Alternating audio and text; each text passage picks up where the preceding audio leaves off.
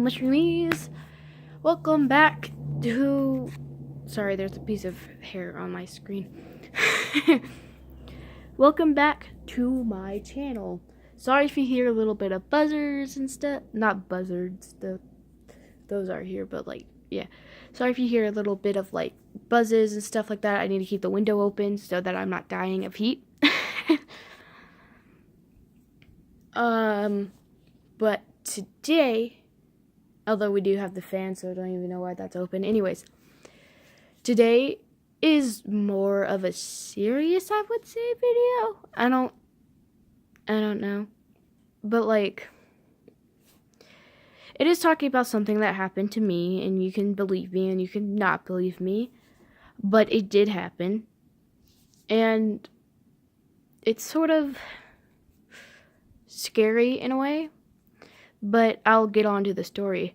So whenever I was born, I don't know what the term is called. Whenever I was born, my eardrums were basically bone, so I couldn't hear at all.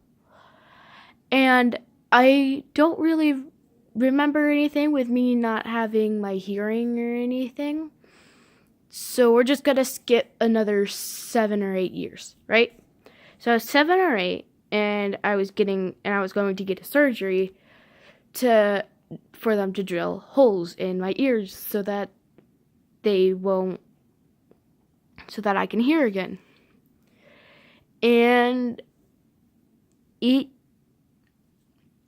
was a lot of joy, but here's a catch. There's only a 25% chance of the surgery actually working, and a 75% chance of it not working or worse. And what I mean by that is that sometimes they could have complications with the surgery. I'm going to put this back a little bit. So it was pretty much a shot in the dark. So we decided to do the surgery because a surgery like that would impact my life.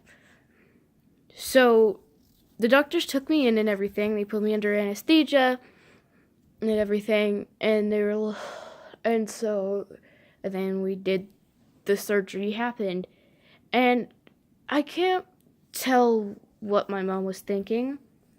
Honestly, I think she was a bit scared, but she says that she's calm. That she was calm and calm and connected in things. I can't speak today. I'm sorry. But they took me into the surgery room, and they did the surgery, and it was fine and dandy. It did work, but only for about I think it was a week to a month. I forgot, but that was the timeline there. But the doctors noticed that the holes in my ears were closing up really, really fast. They shouldn't be closing up like that, and then there would be no point in doing the surgery because then the holes would have healed up, and then it would have just been back to the way it is. It's kind of like, you know how you have an ear piercing and that kind of closes up? It's kind of like that. So then I went into the surgery again, and they put tubes in my ears. And I know tubes is a very common thing to have if you have any complications with your ears. But they put these tubes in my ears to keep the holes from closing so I can hear. And guess what? I can hear now. Woo! Yay. But they did that, and the doctors are cool. I don't know what I'm saying. And everything was fine. Everything was dandy. And then the tubes fell out about a year or two later. But that doesn't mean that the holes will clear up because they've been open for so long now. But I'm not saying that the holes won't start closing up slowly. The doctor said that there is a large chance of that happening. So I'll just have to wait and see because it's only been about 4 or 5 years since they were in there. So, sorry, my fingers. So it was a very serious time because there are complications that could have gone wrong. There are a whole bunch of things that could have happened. That didn't.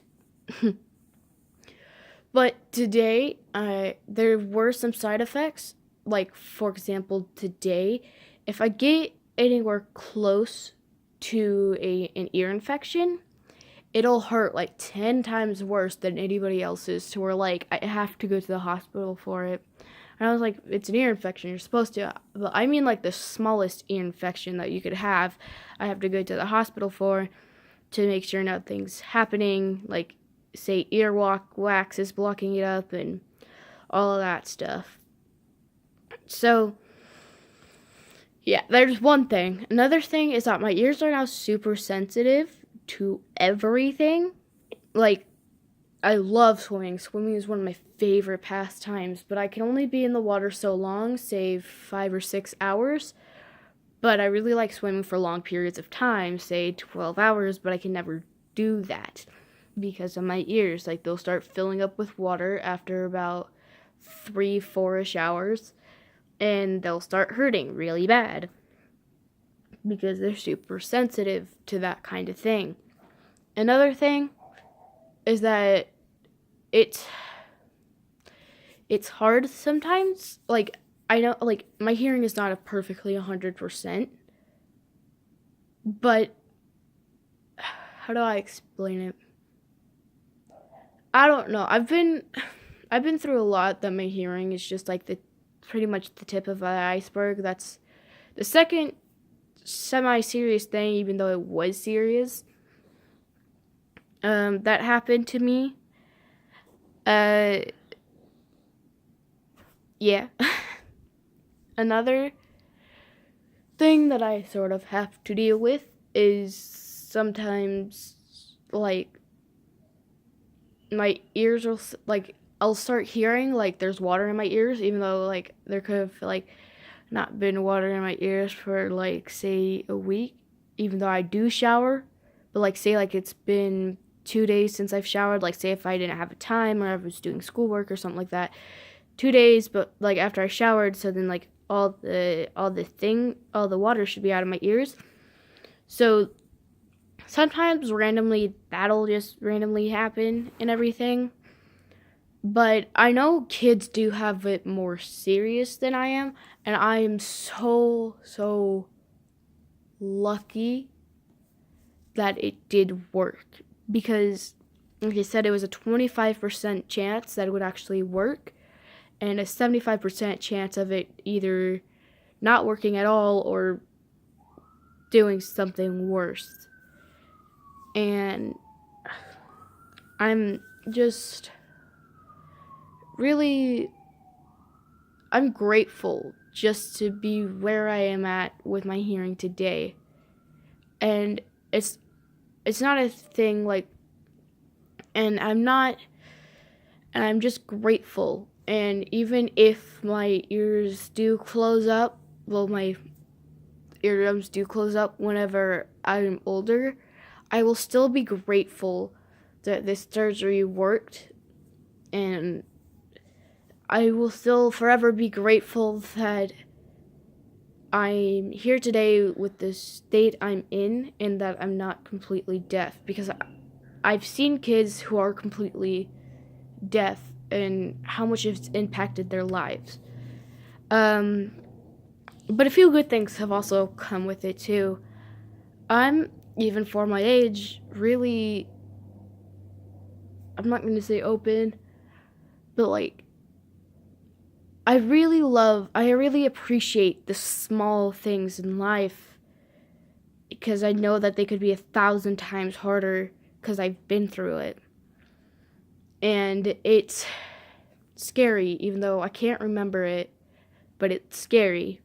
That's another thing, is that I can't really remember that great from whenever I was younger. Like I can remember who I am, like my birthday, my parents, all that stuff. But, like, specific dates, like, I can't remember most of my birthdays. Like, specific dates and stuff, but, like, most of my birthdays from before the surgery. But, like, specific dates and, like, say, I didn't have imaginary friends, or so I'm told. or like friends that I've had before the surgery or anything like that. I can't remember anything like that. And I think it is partly because of my hearing, because I don't have that, sorry, I don't have that sense anymore. Like, I didn't have that hearing sense before the surgery. But yeah, that's my story. It was really serious, and I'm so grateful today. And like the little things that I'm here and I can hear, get it? That I'm here, I can hear, I can listen, I can do all these things that were so much that is so much more possible, that I couldn't have done that, and that I would have had to do alternatives and everything. But like, it's just, I'm really grateful for where I am today and how much better my hearing has gotten. But anyways, that's it for today, guys. Goodbye.